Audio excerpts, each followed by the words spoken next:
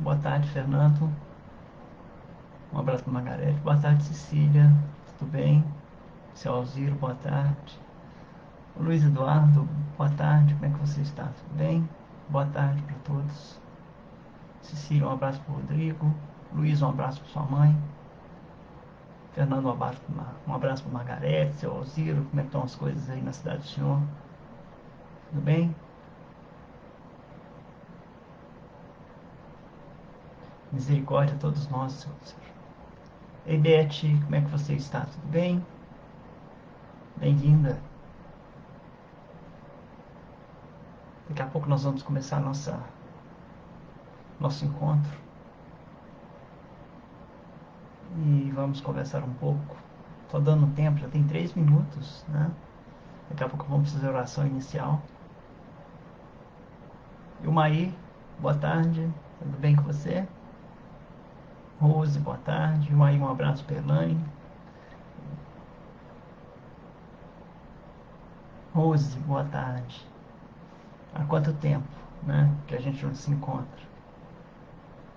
Vamos fazer uma oração, esperar mais um tempo.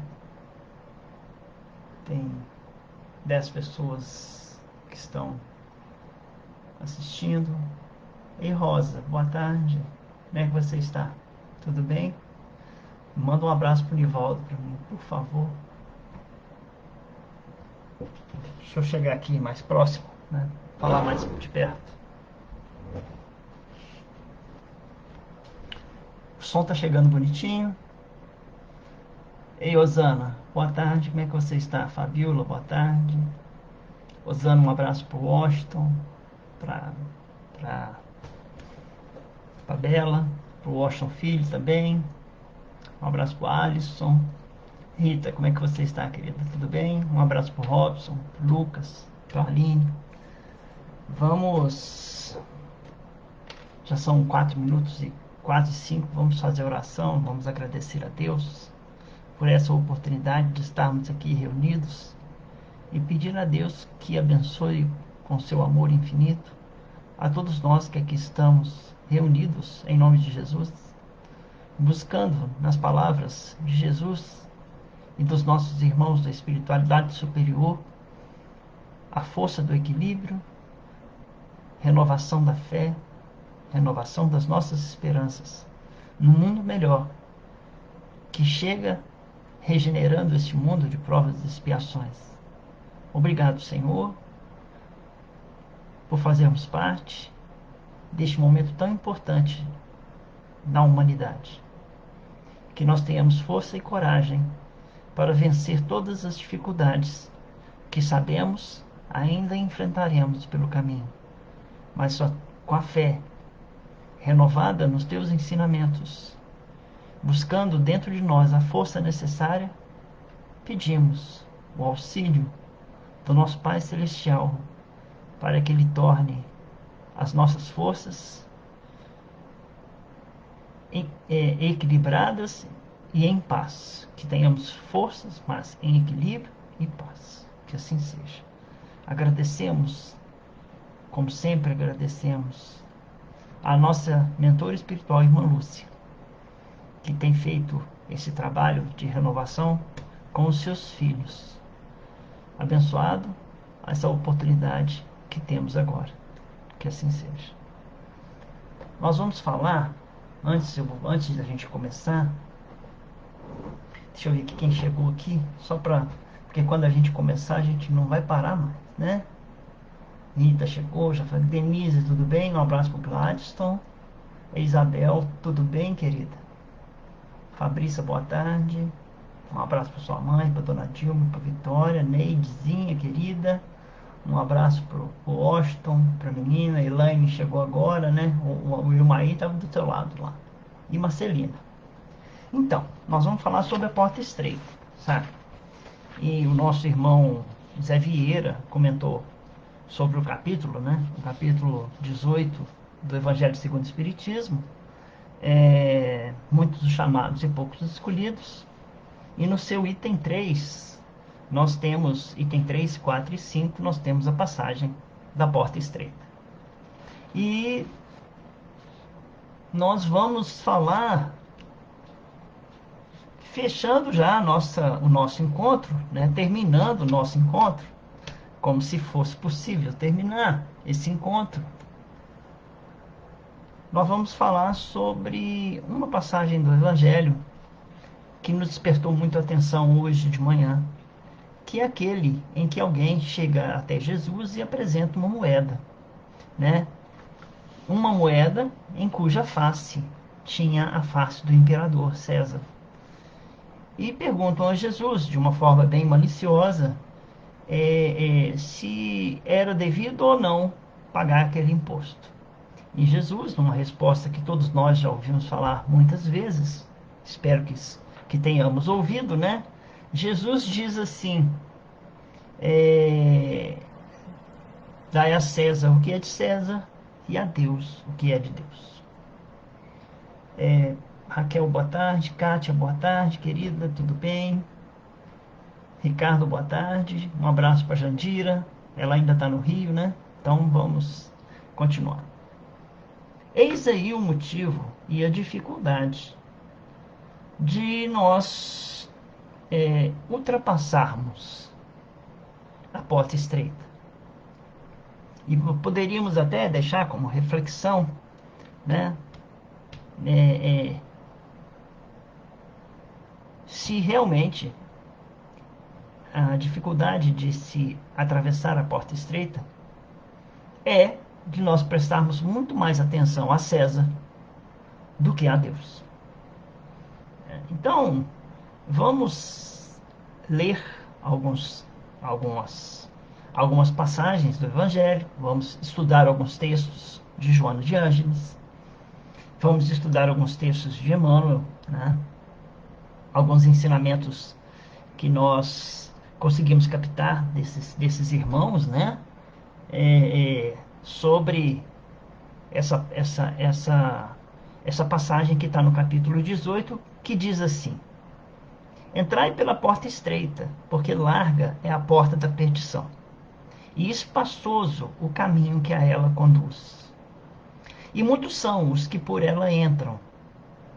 Quão pequena é a porta da vida, quão apertado o caminho que a ela conduz, e quão poucos a encontram. Essa passagem ela está no Sermão da Montanha, está no final do Sermão da Montanha, e nós vamos conversar sobre essa passagem também lá no final do ano, quando nós estivermos comentando sobre o Sermão da Montanha. Mas nós vamos agora comentar porque continua essa passagem, né, em Lucas, né? Porque aí chega alguém depois para Jesus e pergunta assim: tendo alguém feito essa pergunta, Senhor, serão poucos os que se salvam? Respondeu-lhes ele: esforçai-vos por entrar pela porta estreita, pois vos asseguro que muitos procurarão transpô-la e não o poderão. E quando o pai de família houver entrado e fechado a porta, e vós de fora começardes a bater, dizendo: Senhor, abre-nos, ele vos responderá: não sei de onde sois.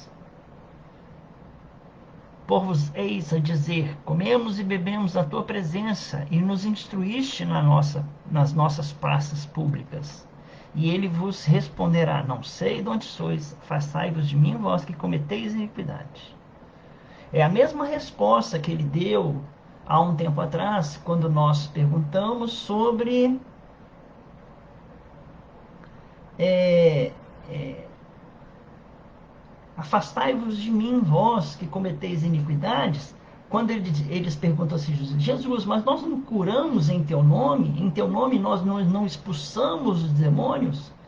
Então quer dizer, tanto nessa situação, comemos e bebemos na tua presença, quanto expulsamos demônios junto com o Senhor, né? E Jesus diz, né, que mesmo assim era para se afastar deles. Naquela época que nós comentamos sobre isso, nós chegamos a uma conclusão dizendo assim que o reino de Deus não se faz por atitudes exteriores, né? E aqui continua a comprovação. Mesmo estando do lado de Jesus, o reino de Deus não se faz por atitudes exteriores.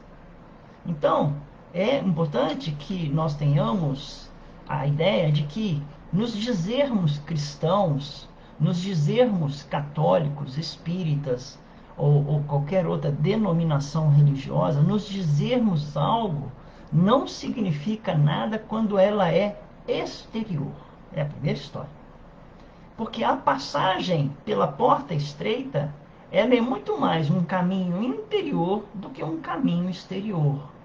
E exige muito mais um esforço de você conseguir mergulhar nesse interior, vencendo a si mesmo e ultrapassando a porta, do que, na verdade, você fazer ou ter vitórias que são só para César ver.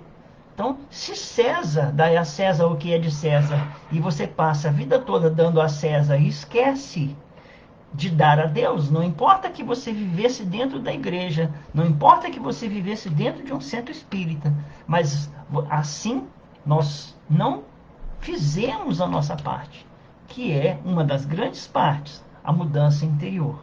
E aí continua: então haverá prantos e ranger de dentes, quando virdes que Abraão, Isaque, Jacó e todos os profetas estão no reino de Deus, e que vós outros sois deles expelidos, expulsos. Virão muitos do Oriente, do Ocidente, do Setentrião e do Meio-Dia, que participarão do festim do reino de Deus. Então, os que forem últimos serão os primeiros, e os que forem primeiros serão os últimos. Muito bem. E nós vamos fazer um comentário curto de um parágrafo que Allan Kardec diz assim: larga é a porta da perdição, porque numerosas são as paixões mas e porque maior o número envereda pelo caminho do mal. Então, ele diz que há, então, realmente a porta, quando nós escolhemos as paixões más e escolhemos o caminho do mal, essa é a porta larga da perdição. Mas a porta estreita da salvação é quando nós fazemos grandes esforços sobre nós mesmos, sobre si mesmo, ou ele diz aqui sobre si mesmo. O homem é obrigado a transpor para vencer as suas más tendências. Esse é o nosso convite, né? Esse é o princípio da nossa conversa de hoje. Vencer as nossas más tendências, vencer os nossos vícios, vencer os nossos atavismos, nós vamos falar bem essa palavra hoje, vencer as nossas fixações mentais, né? Mas eu queria começar, né? Eu vi que uma irmã nossa chegou aqui, então eu vou dar uma boa tarde para Daniele, para o Washington, para Magna Medeiros, para Maria Fátima, para Joyce, que nós vamos falar agora mesmo com ela, e para oh meu Deus, Cal, eu esqueço o nome, na hora que eu estou aqui na reunião eu esqueço o nome, mas daqui a pouco eu vou lembrar o nome. Ai meu Deus do céu. Então, eu queria contar uma historinha, né, que começou essa semana, quando nós ficamos sabendo que uma irmã da casa, que frequentadora da nossa casa, né, ela telefonou para mim, junto com o marido, e disse assim: tô grávida. Eu fiquei muito feliz com a gravidez dela. Ela veio telefonar para mim dizendo: estou grávida, Renata. E nós, né, eu e Alisson, resolvemos ligar para você porque para dizer que agora nós temos que tomar cuidado, né, porque nós temos que tomar cuidado com a nossa saúde, mais ainda redobrada, né? E fez uma pergunta que eu achei assim, nossa, sensacional. Porque ela fez uma pergunta porque ela tinha que se cuidar mais. E essa pergunta, ela tem muito a ver com o assunto dessa tarde. Ela perguntou assim, antes um comentário, né? Antes um comentário. Um homem de fé tem se guiado, então, há séculos pelos ensinamentos de Jesus, que nos dão o caminho a seguir, né? As preferências que devemos ter, as atitudes que devemos tomar, as rogativas que devemos endereçar a Deus, as mudanças pessoais, as aceitações dos sacrifícios pessoais, o perdão ao próximo, o amor a nós mesmos, o amor aos nossos inimigos, a caridade, enfim, tudo o que se deve seguir para alcançar e entrar pela porta estreita. Tem 2000 anos que nós... Carmen cita, lembrei, desculpa, viu? Calma. Carmen cita. Carmen, boa tarde para você. Então, eu faço uma pergunta. Por que motivo, então, tantos são chamados, mas poucos escolhem entrar por essa porta? É sobre isso que nós vamos falar. Por que o que acontece, eu não estou querendo ser repetitivo não, mas o que acontece da gente não conseguir entrar nessa porta? Porque ela está lá. Nós já temos todos os ensinamentos de Jesus dizendo qual é o modo que a gente deve fazer para entrar na porta estreita. E nós, mesmo sabendo que temos que entrar pela porta estreita, ainda optamos por César. Tem uma passagem do Evangelho que diz: não se pode amar a dois senhores, não se pode amar a Deus e a Mamon. E nós vemos que grande parte da população, tanto de encarnados quanto de desencarnados, ainda optam por Mamon. Ainda estão presos ao materialismo baixo, de baixa frequência, né? Então o que acontece? Esse materialismo baixo, denso, nos prende aqui, desse lado. Nos prende. E nós ficamos presos. Não sabemos como ultrapassar. Porque nós temos a bula do remédio, nós temos o remédio, nós tomamos o remédio, mas o remédio não passa na nossa garganta. Porque a pílula é muito maior do que talvez seja o tamanho da nossa garganta. Então nós temos que ajustar, fazer algum ajuste nas nossas ações para que nós passemos por essa porta estreita. Porque o caminho nós temos, é Jesus. Jesus disse o quê?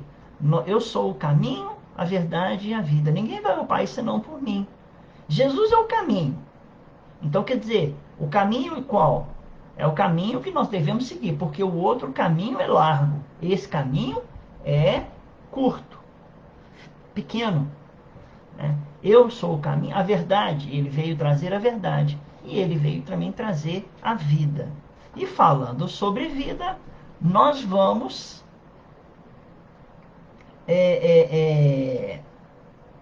falar sobre esse diálogo que nós tivemos com a nossa irmã Joyce, a Joyce ligou, queria dizer, talvez sem pedir a ela essa liberdade, eu não pedi a liberdade para ela de dizer que ela está grávida, mas a Joyce está grávida. E ela disse para mim assim: agora, Renata, agora eu tenho que me cuidar de todo jeito possível. Porque se antes eu estava grávida, eu já me cuidava. Muito mais agora que eu estou grávida. E se eu morrer, o que eu vou fazer da minha vida? Olha, gente, olha que pergunta. Se eu morrer, o que eu vou fazer da minha vida? É uma pergunta que eu anotei na hora. Eu falei para você, dá licença, mas eu vou anotar essa sua pergunta, porque essa pergunta ela é muito importante, porque eu vou raciocinar sobre essa pergunta. E se eu morrer, o que eu vou fazer da minha vida? Mas antes, outra pergunta. O que é que tem do outro lado da porta estreita? E eu respondo essa última. Vida. Do outro lado da porta estreita tem vida. Jesus disse isso de várias maneiras. Ele disse: eu sou o caminho, a verdade, a vida. Eu vim para que tenham vida, vida em abundância. E ele diz aqui: com pequena é a porta da vida, quão apertado o caminho que a ela conduz. A ela quem? A vida. Quão poucos a encontram. O que Jesus oferece para nós, do outro lado da porta, é uma vida. Uma vida diferente dessa que nós escolhemos, de grande parte das vezes, de viver uma vida em abundância. E nós escolhemos, às vezes, César ou escolhemos Mamon. Só que existe uma situação da gente se perguntar assim, né? O que é vida, afinal? O que é vida, afinal? A vida é somente uma existência corporal? Nós vivemos somente no corpo? Ela disse ainda assim, a Joyce disse para mim assim, já pensou? Você morre, tudo está complicado. Nossa, a vida vai ficar muito complicada se você morrer.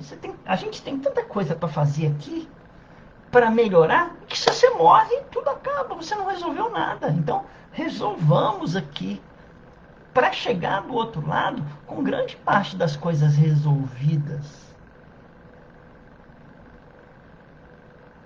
Né? Então, nós vivemos uma vida que é muito mais do que só no corpo. Nós vivemos uma vida, sim, aqui, uma vida de aprendizados, mas fora do corpo ela continua plena, repleta de oportunidades. Nós encontramos a verdadeira vida, aquela oferecida por Jesus. Então, do outro lado da porta, encontraremos vida, vida em abundância. Essa porta estreita nos levará certamente, como diz Joana de Ângeles, a uma vida integral, se assim nos esforçarmos, procurando viver plenamente a vida do Espírito, tanto no corpo quanto fora do corpo, procurando pelo homem integral, conforme nos ensina a nossa irmã, a nossa mentora. Assim pensemos. Eu deixei bem claro aqui a pergunta. Se eu morrer, o que eu vou fazer da minha vida? E poderemos aproveitar e meditar sobre essa questão. A vida, conforme André Luiz, no livro dele, no último livro dele, da série dele, diz, a vida continua. Vamos pensar nisso, a vida continua. E a morte não é a morte. A morte é a vida. Mas só que vai encontrar a gente de um jeito ou de outro, conforme as nossas escolhas, recebendo as consequências das nossas escolhas. Segundo a psicologia de Joana de Ângeles, que nós temos trabalhado bastante, o homem deveria viver 50% da vida interior e 50% da vida exterior. Mas isso não acontece de jeito nenhum. Tanto nós trouxemos um texto curto dela, dizendo assim, Joana de Ângeles, não só de pão vive o homem, disse Jesus, mas também da palavra de Deus. A preocupação com o alimento diário e o vestuário, o domicílio e a convivência social não deve anular o interesse pela vida espiritual. Reserva, pois, diariamente, algum tempo para te alimentares com a palavra de Deus. A palavra sustenta o corpo e a fé mantém a alma. O pão fortalece a matéria e a fé dignifica a vida. O pão mata a fome por pouco tempo, mas a fé atende à necessidade para sempre. Cuida do corpo e nutre a alma, a fim de que se sintas completado.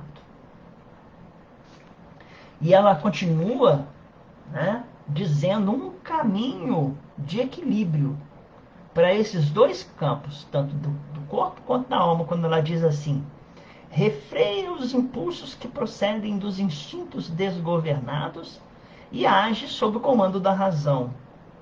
Aí ela diz, é verdade que um sentimento bom deve derreter o gelo da lógica.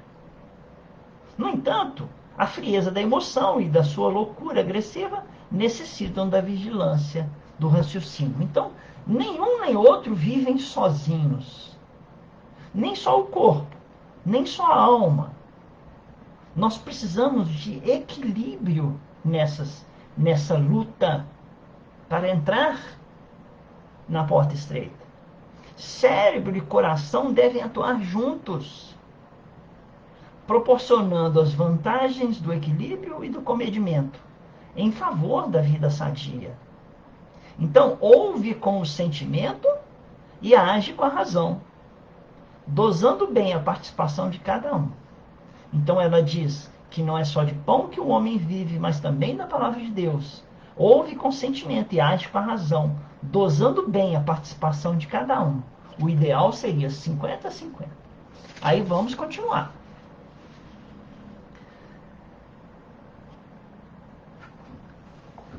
A pergunta, e é onde eu achei dificuldade para tentar explicar mais ou menos a ideia, e eu achei dificuldade porque, inclusive para mim, é difícil entender, mas existe uma coisa muito séria nisso tudo que nós estamos dizendo. É muito séria assim. É, toda essa resistência aos chamados de Jesus, todo esse. É como se nós fôssemos um barco enorme em grande viagem. Nós fôssemos os marinheiros, mas nós entrássemos em motim contra o capitão. O capitão tem um caminho a seguir e o barco ruma por este caminho. Mas a equipe, os marinheiros, estão contra as ordens do capitão. E aí, o que resta aos marinheiros? Fazer um motim. Eles não aceitam as ordens do capitão. Então eles se rebelam. E nós somos grandes rebelados. Nós somos grandes revoltados por esse César e por esse Deus que estão que foram apresentados por Jesus numa moeda, e Jesus disse plenamente em equilíbrio: dá a César o que é de César. Não nega o que seja de César, mas não nega o que seja de Deus.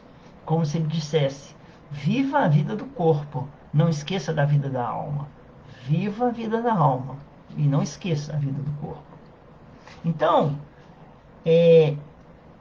esse mundo, esse motim e todas as nossas reações positivas e negativas nascem da nossa mente, nascem dos nossos pensamentos. Então, para falar sobre pensamento, devemos falar também sobre sentimentos e sobre vontade. E aí nós buscamos Emmanuel, né? E Emmanuel diz que é na mente que nascem os pensamentos, as emoções, nossos sentimentos e tudo mais. No livro Pensamento e Vida, no capítulo 1, no capítulo 1, né, chama-se Espelho da Alma. Emmanuel diz assim: a mente é o espelho da vida em toda parte. Se imagine, então, é o seguinte: eu não sou o Renato com esse corpo. Eu sou um espelho. Então eu estou andando na rua e quem olha para mim vê um espelho. Vocês estão andando na rua. Vou pegar o Ilmair. O Ilmair está andando na rua. Eu e o Ilmair vamos nos encontrar na rua. Chegou aqui, ele me vê um espelho. Eu cheguei perto dele e ele me vê um espelho. E o que o espelho faz? O espelho reflete. Então, Emmanuel diz assim: o espelho, a mente é o espelho da vida em toda parte. O reflexo esboça a emotividade. E o Maí chegou perto de mim e ele estava alegre. Ele refletiu a alegria para mim. Mas eu estava triste. Eu refleti a tristeza para ele.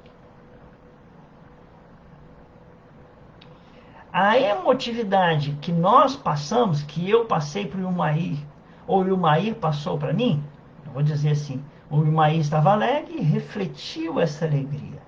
A emotividade plasma a ideia. Aí eu pensei assim, poxa, o Imair está tão feliz, que bom que ele está feliz, e eu esqueci minha tristeza. Então, a emotividade plasmou a minha ideia. E a ideia determina a atitude e a palavra que vão comandar as minhas ações. A partir de eu falei assim, poxa, que bom. O Ilmaí chegou, me deixou alegre, feliz. Deixa eu dar um abraço no meu mundo imaginário, no Ilmaí, porque o mundo imaginário meu ainda continua sendo um mundo de abraços, tá? Nós não poderíamos um dia, quem sabe, voltar. Mas o meu mundo da Alice, né, do País das Maravilhas, o meu mundo do Pequeno Príncipe, o meu mundo do Mágico de Oz, ainda tem muito abraço para dar e para vender. Então eu chego e falo assim, a ideia determinante é o quê? Eu vou abraçar o Ilmair. E eu, depois que eu decidi com os meus pensamentos abraçá-lo, eu parti para uma ação. Então é assim que ele diz. O reflexo esboça a emoção plasma a ideia, e a ideia determina que atitude que eu vou tomar e quais as palavras que eu vou dizer. A atitude que eu tomar e as palavras que eu dizer vão comandar as minhas ações. E como as minhas ações são geradoras de causa, tudo que eu fizer, que é a causa, vai gerar uma consequência. Eu espero não estar sendo confuso, porque ninguém está falando nada, eu não estou vendo, não estou vendo, é, é, eu estou sendo entendido, espero que esteja sendo bem entendido. Porque assim, se eu pego uma emoção ou reflito uma emoção, um pensamento, eu sou um espelho. As pessoas que estão ao meu redor estão pegando aquilo que eu estou refletindo e ao mesmo tempo estão refletindo para mim suas emoções. Se eu recebo aquelas emoções, trabalho as minhas emoções, no, gero sentimentos, a ideia, plasmo, verifico a atitude, verifico a palavra que eu vou dizer. Essas palavras, essas atitudes que eu vou dizer, elas podem ser libertadoras ou escravizadoras, nos levando para cima ou nos levando para baixo. Né? Aqui, ó, nos levando para cima ou nos levando para baixo. As nossas ações são a escolha e as consequências vêm a seguir. Então, relembrando, se a mente é o espelho da vida em toda parte, o que faz um espelho? Relembrando, o espelho reflete. Diz Emmanuel que estamos o tempo todo recebendo o reflexo do amor do Pai. E também o reflexo das pessoas ao nosso redor. Assim como refletimos o tempo todo para o conjunto das pessoas ao nosso redor, tudo que se passa dentro de nós. Tudo. Às vezes uma pessoa chega num ambiente, você de longe vê, Renato está bem. Renato não está bem hoje não.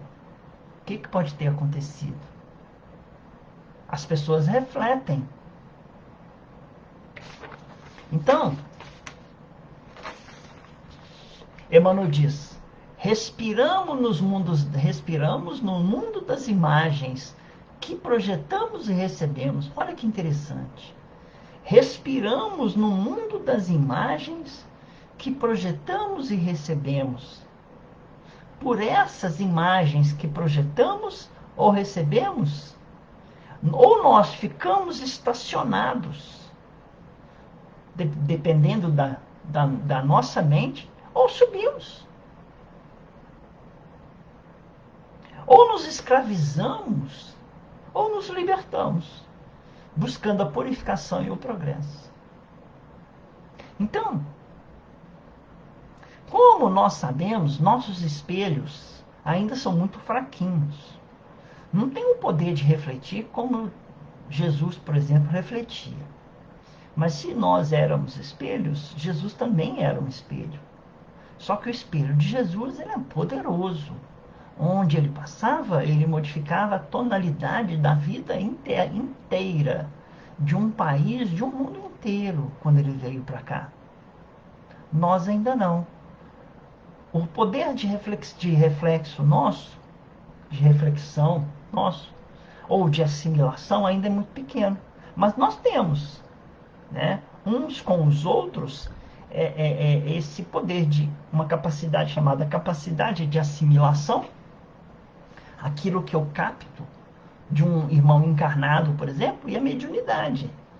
Capacidade também, porque quando um irmão desencarnado se aproxima de mim para a incorporação, vamos dizer assim, ele reflete um mundo de imagens que ele quer me passar e eu capto esse mundo de imagens que ele quer me passar e transmito com as minhas palavras esse reflexo mental deste irmão. Porque é tudo através do reflexo. Nós respiramos no mundo de imagens que projetamos e recebemos. Um espírito, quando vai incorporar, ele está próximo ao irmão, se aproxima do irmão e usa do seu poder de aproximação, refletindo no pensamento desse irmão, a sua imagem mental, e esse irmão, casado energeticamente com esse outro irmão, ele vai captar essa imagem e vai passar. Então, depende muito de nós melhorarmos a nossa capacidade de assimilação e melhorarmos a nossa capacidade de reflexão.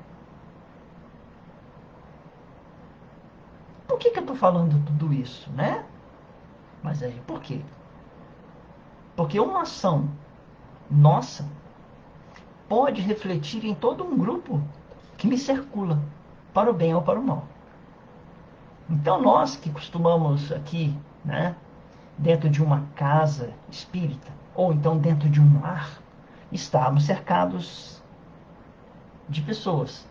Podemos ser fator positivo para agregar todos os irmãos dentro de uma casa espírita, como ser fator positivo para agregar todos os irmãos dentro de um lar. O lar se transforma e nós somos fatores de reflexão daquilo que se passa dentro dos nossos corações. Se tiver amor e nós conseguimos refletir amor, esse amor vai ser captado por esses irmãos e vai propiciar a eles capacidade de melhora interior, porque é aquilo que nós passamos é que eles refletem. Então, continuando, a mente pensa. E ele diz assim, Emmanuel, o reflexo mental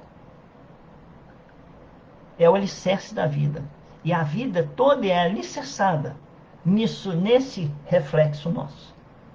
Toda a vida que nós vivemos em comunhão, solidários, vivemos numa sociedade, vivemos num bairro, vivemos num centro espírita, vivemos numa empresa, vivemos num bairro, vivemos numa cidade, num país, nós somos alicerçados por reflexos mentais.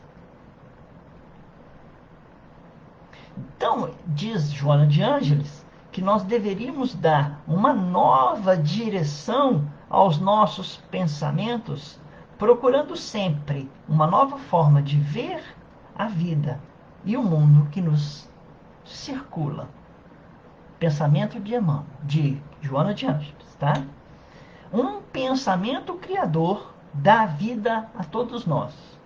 Um pensamento superior alcança uma faixa de vida superior. Um pensamento inferior, com menor qualidade vibracional, denso, pode nos levar à viciação, aos atavismos e às fixações mentais. Então,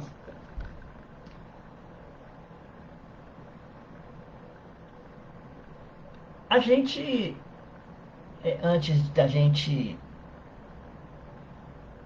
bom, continuando. Eu vou estender um pensamento agora mesmo, que já está terminando aqui uma parte do nosso da nossa conversa. Então, o nosso pensamento cria a vida que nós procuramos. Então, se nós queremos evoluir,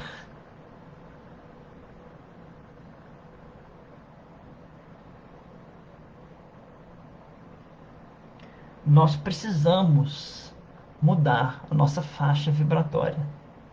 Nós precisamos enxergar a necessidade de procurar saber o que nós estamos refletindo e o que nós estamos assimilando na vida. Eu queria fazer uma parte, porque nós vamos entrar num estudo muito que termina o nosso bate-papo de hoje, né? Porque nós temos mais uma página e pouco. Ah, não, temos mais. Eu estou perdido aqui nas folhas. Desculpa. Joana de Ângeles diz o seguinte, que o pensamento não é somente a forma como o raciocínio, não. Porque nós ficamos pensando assim, o que é o pensamento? É outra parte que nós entramos. O que é o pensamento? Já que nós estamos falando do pensamento, pensamento não é somente aquilo que eu raciocínio, que eu idealizo, ou que eu penso. Ah, eu pensei, vou pensar hoje no que eu vou falar à noite com o meu marido, com minha esposa. Eu vou pensar o que eu vou fazer hoje quando eu sair daqui. A gente tem uma ideia de que o pensamento é muito externo. A gente não sabe o poder do pensamento. O pensamento, ele tem capacidade da gente é, é, fazer coisas que a gente não imagina. E aí que está. Eu queria fazer uma pergunta, porque eu falei assim, estão todos entendendo até aqui? Ou está confuso? Por quê? Porque eu não vi ninguém falar nada.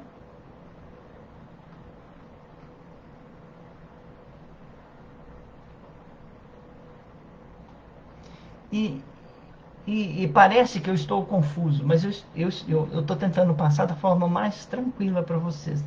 Então, se vocês disserem para mim que tá palatável, né? Que está compreensível, porque nós estamos tentando entender por que a dificuldade da gente pensar ou da gente ultrapassar a porta estreita.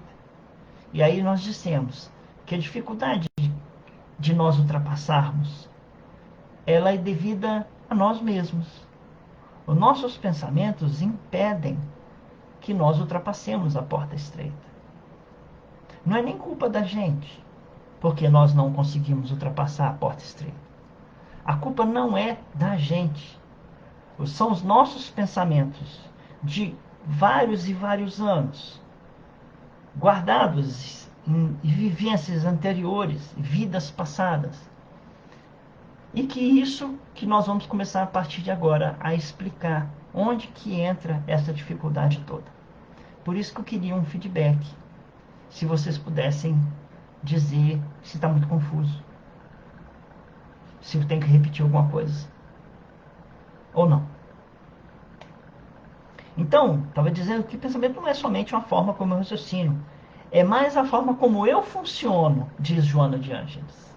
Mesmo quando eu não me dou conta do que eu estou funcionando. Exemplo. Vou partir para os exemplos. Quando eu estou sentindo algo e nem sei o que eu estou sentindo. Vocês sabem que isso acontece? Um sentimento mais oculto, um sentimento invisível aos olhos. Vocês sabiam que isso existe? Quando eu estou sintonizando com determinado tipo de preferência e nem percebo que eu estou sintonizando com algum tipo de preferência. Um exemplo concreto. Você acorda. Na hora em que você abre os olhos, você já sabe o que irá comer no café da manhã. Mesmo que você não saiba, que já decidiu, seu pensamento já fez essa escolha no nível inconsciente. E no nível consciente, Você não percebe que isso aconteceu. Mas no nível inconsciente, essa escolha já está feita. Então, quando você abre os olhos, lá dentro, vai dizendo, você vai comer um pão e vai tomar um café. Você chega na cozinha e vê um copo de leite e um copo de café e um pedaço de pão e um pedaço de biscoito. Você vai no copo de café e vai no copo, no pedaço de pão. Você tem 4 opções: café, pão, leite e biscoito. Você já fez essa escolha lá atrás e não percebe que já fez. Então você vai direto no café. E teve outro dia que você vai acordar e fala assim, você já decidiu, vai tomar leite. Ah, mas você toma sempre café. Mas hoje eu decidi que vou tomar leite. Aí você pega um leite e um biscoito. Contrariando tudo. Essa decisão já estava tomada anteriormente. E é aqui que nós chegamos ao ponto que nós gostaríamos de chegar. Repetimos. Um pensamento inferior, denso, com a menor qualidade vibracional, pode nos levar a vícios, atavismos e fixações mentais. Paulo, numa carta aos Romanos, diz assim: realmente não consigo entender o que eu faço, pois não pratico o que quero, mas faço o que detesto. O que significa isso, em outras palavras? Aquilo que quero, eu não faço. O que não quero, isso eu faço. Então, por exemplo, Paulo já entendia a dificuldade de passar pela porta estreita, pois ela é cheia de coisas que nos prendem ao nosso passado. Às viciações, aos vícios, né? Aos atavismos, que seriam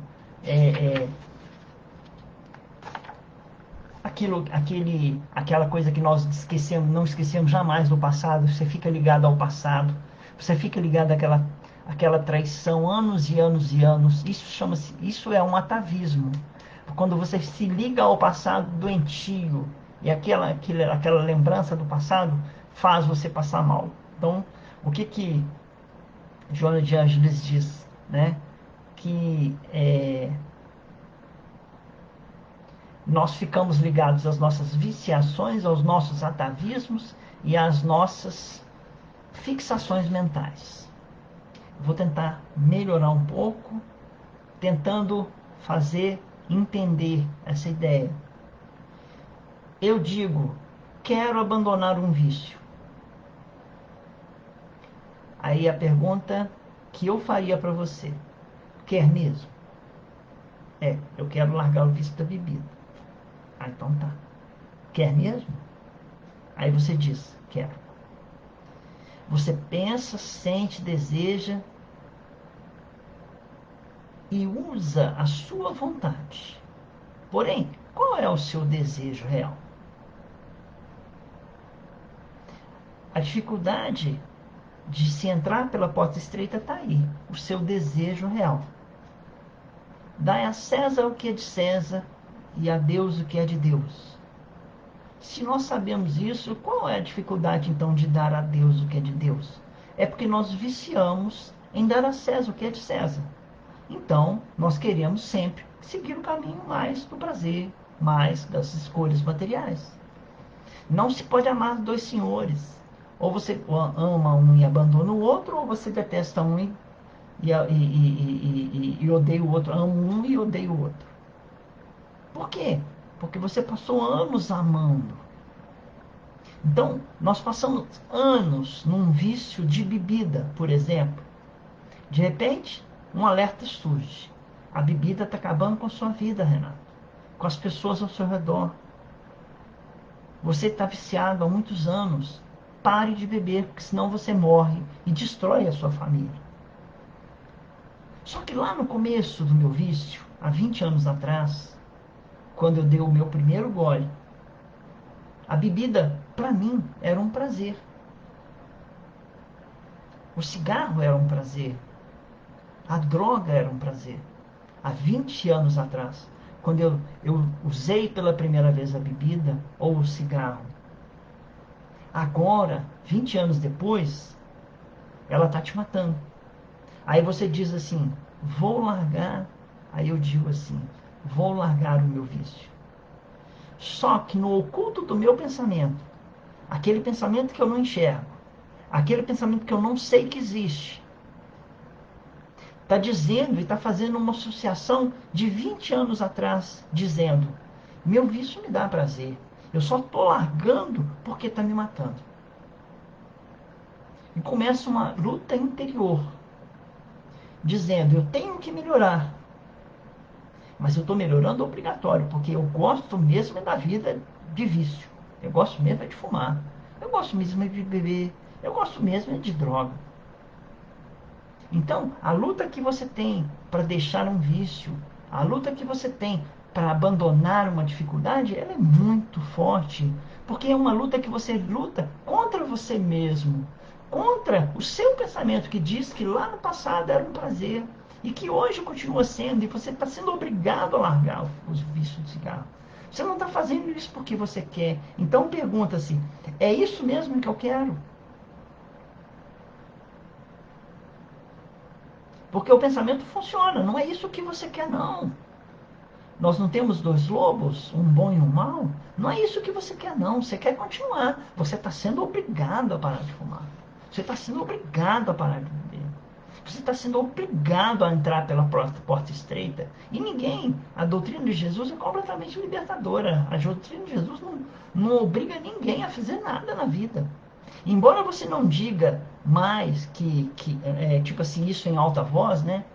Eu digo para os meus amigos, eu parei de fumar tem 11 anos, já, tem 11 anos. Aí eu digo ainda assim, escapa, mas eu gosto tanto do cigarro. Ah, embora eu já não diga isso mais em alta voz, o seu inconsciente está lá dizendo isso para você mesmo. Não é algo barulhento, é silencioso. Imagina, te ofereceram uma porta estreita e dizem, esforçai-vos por entrar pela porta estreita. Ah, mas eu gosto do prazer, então o prazer não pede esforço. E para você entrar pela porta estreita, você precisa ter o seu esforço. Aí você não consegue fazer o que precisa fazer para entrar pela porta estreita, porque falta o desejo real. Então diz assim, descobrir qual é o seu desejo real. Aí eu descobri o meu desejo real. O meu desejo real era continuar fumando. Esse era o meu desejo real. Eu gosto do meu vício, eu sinto um prazer. Enfrenta esse inferno. Enfrenta ele, porque ele é um inferno nos seus pensamentos. Saiba que dentro de você está ocorrendo uma luta entre aquilo que você precisa fazer e não quer fazer, porque não encontra forças. Mas as forças estão dentro de você porque exteriormente você apresenta fraqueza. Temos todos nós um oposto dentro de nós que precisa ser vencido diariamente. E quando você vai no Alcoólicos Anônimos, e quando você vai nos apoiadores daqueles que querem parar, dos vícios, não é uma coisa que você venceu e não precisa lutar mais. Não. Vícios são eternos. Dentro dessa vida, lógico. Que eu estou dizendo dessa vida. Eu não estou ainda pensando na outra vida, não. Porque ainda continua, a vida continua. Estou dizendo agora. Diariamente você tem que se afirmar. Né? Qual que é o lema dos alcoólicos anônimos? Somente hoje, se eu não me engano. Né? Eu não fumarei, eu não beberei somente hoje. E todo dia é uma vitória. Todo dia é uma vitória. Então, você só vence a você mesmo se você souber do inferno interior seu. Se você souber do seu vício e você assumir o seu vício, você assumir sua fraqueza, você assumir os seus pensamentos fracos. Porque só quando a gente assume nossa fraqueza, a força vem, a fé vem, o momento positivo vem. E só assim, quando você sabe da dificuldade que é ultrapassar pela porta estreita e você sabe que do outro lado tem a vida oferecida por Jesus, vida em abundância, você consegue vencer.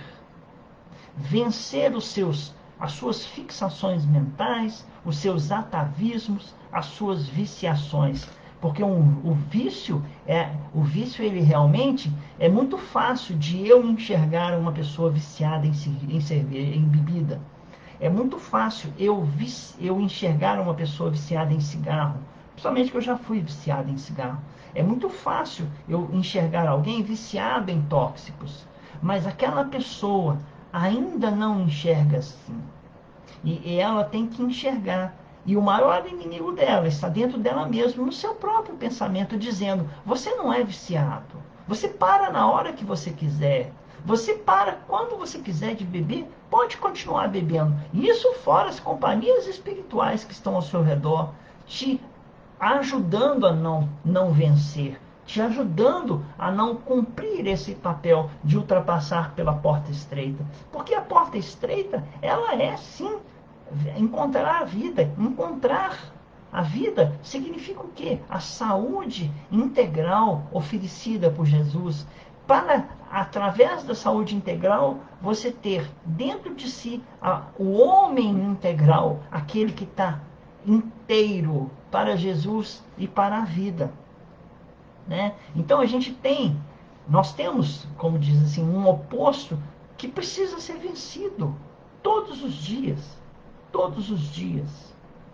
Então, vamos dar um exemplo muito prático e é muito fácil a gente verificar o quanto que a gente é fraco ainda nessas histórias. Porque tem assim, o pensamento analisa a lógica das coisas. Tá. O pensamento analisou, encontrou toda a lógica. O sentimento diz se você gosta ou não gosta. Se você concorda ou não concorda. Muito bem. Eu já analisei. Lá vem meu irmão pedir um favor para mim. Nossa, ele só pede favor chato. Aí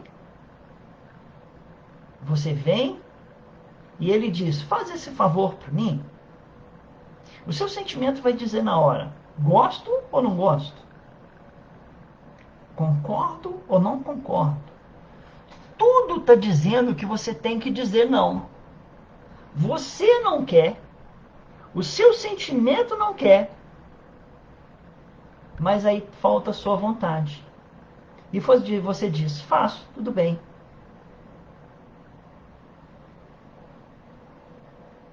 Eis aí como que o pensamento trabalha, como que o desejo trabalha. E como que você diz: sim, eu quero passar pela porta estreita, mas não faz. Porque quantos de nós respondem sim quando querem dizer não? Mesmo que seu pensamento diga: vou dizer não. Mesmo que o seu sentimento diga: estou sentindo que eu não devo fazer. A sua vontade não vence. Por isso que a vontade é gerente de toda a nossa mente. Diz Emmanuel no capítulo 2 do livro Pensamento e Vida. A vontade gerencia a mente, a vontade gerencia a inteligência, a vontade gerencia as emoções, a vontade gerencia as sensações e tudo, a vontade. Porque no final de tudo, você não tem vontade de atravessar a porta estreita. Você diz que quer. Chega um irmão para você e fala assim: nossa, tô doido para trabalhar. Aí você fala assim: eu posso arranjar alguma coisa para você. Faz um currículo. Aí ele fala assim: vou fazer. Aí no dia seguinte, e aí, fez o currículo? Eu vou fazer. Pode deixar que eu vou fazer. Chegando em casa, eu vou fazer. Aí você pergunta uma semana depois: o currículo está pronto? Não, eu vou fazer, pode ficar tranquilo. O desejo real dessa pessoa que quer trabalhar é não trabalhar. Então por isso, que mesmo que você diga a ela, ele diga: eu preciso trabalhar.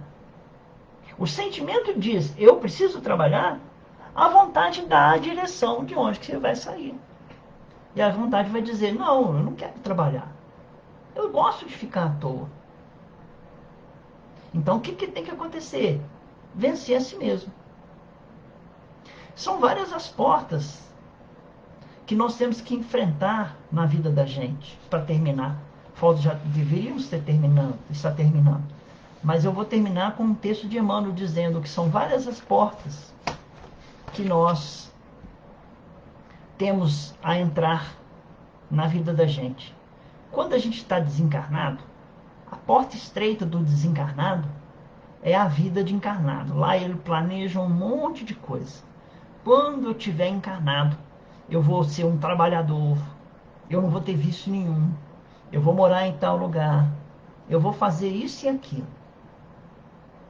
E ele vem e ultrapassa a porta estreita da reencarnação e reencarna novamente.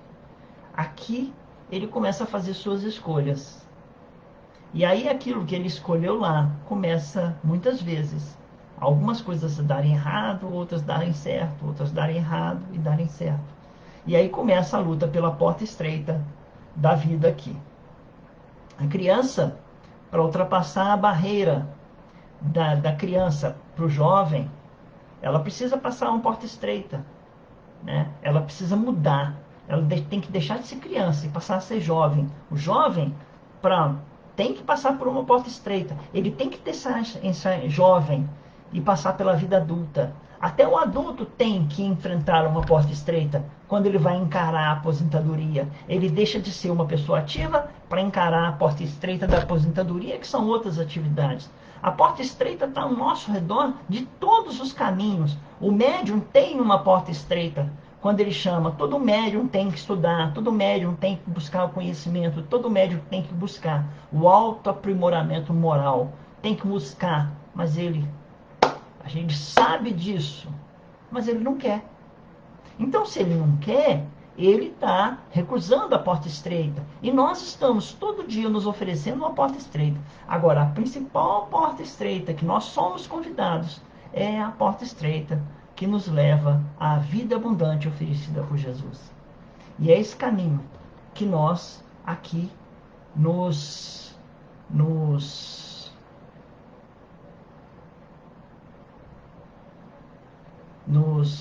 deixamos para vocês pensar. Então, agradecemos a presença de todos e pedimos ao Pai que nos abençoe nesse final de semana, que tenhamos o equilíbrio necessário para continuarmos em nossas lutas diárias, com paz, com fé em nossos corações, buscando os ensinamentos do Evangelho, que eles possam nos servir como guia para uma vida abundante em nosso Pai e em nosso Cristo Jesus. Que assim seja.